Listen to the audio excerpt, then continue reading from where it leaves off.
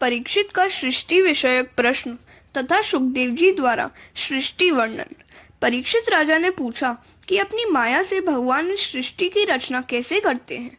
इस सृष्टि की उत्पत्ति की कथा कहिए। सुखदेव जी ने कहा, राजन, तुमने जो प्रश्न मुझसे पूछा है वही प्रश्न नारद जी ने ब्रह्मा जी से पूछा था। तुम उसकी कथा सुनो। ब्रह्मा जी ने नारद जी से सृष्टि के आरंभ की कथा कही थी। भगवान की इच्छा हुई कि वे एक से अनेक बने, एको हम बहुश्याम। उन्होंने 24 तत्व उत्पन्न किए। वे सभी तत्व कुछ न कर सके। तब प्रभु ने उन सभी तत्वों में प्रवेश किया। तभी उन तत्वों में चेतन शक्ति प्रकट हुई। भगवान की लीला अवतारों का उल्लेख 7वें अध्याय में भगवान के लीला अवतारों का संक्षिप्त वर्णन है। ब्रह्मा जी की निष्कपट तपश्चर्या से प्रसन्न होकर भगवान ने उन्हें अपने स्वरूप का दर्शन कराया। आत्म तत्व के ज्ञान के लिए उन्हें परम सत्य परमार्थ वस्तु का जो उपदेश किया उसकी कथा सुनाता हूँ। आदिदेव ब्रह्मा जी अपने जन्म स्थान कमल पर बैठकर सृष्टि रचने की इच्छा से सोच में डूबे हुए थे। फिर भी जिस ज्ञान दृष्टि से सृष्टि की रचना की जा सकती थी वह प्राप्त न हो सकी। ऐसे में ब्रह्मा जी ने आकाशवाणी सुनी, तप तप। ब्रह्मा जी ने समझा कि मुझे तप करने का आदेश मिला है।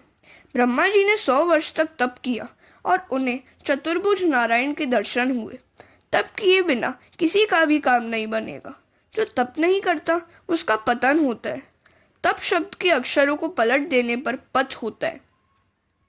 ब्रह्मा जी का भगवत धाम दर्शन एवं चतुश्लोकी भागवत। नारायण भगवान ने ब्रह्मा जी को चतुश्लोकी भागवत का उपदेश किया। द्वितीय स्कंद के 9वें अध्याय के 32 से 35 श्लोक ही चतुश्लोकी भागवत है। भगवान आंख में चौनी खेलते हैं। आरंभ में सभी जीव भागवत में निहित थे। भगवान प्रत्येक जीव को खोज खोज कर उसके कर्मानुसार शरीर उसे देते हैं।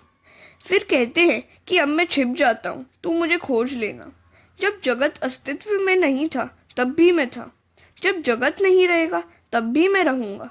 जिस तरह स्वप्न में एक ही अनेक स्वरूप से देखता है उसी तरह जागृत अवस्था में भी एक ही तत्व है। ऐसा ज्ञानी पुरुषों का अनुभव है। आभूषण के आकार भिन्न भिन्न होने पर भी सभी एक ही प्रकार के सुवर्ण से बने हुए होते हैं।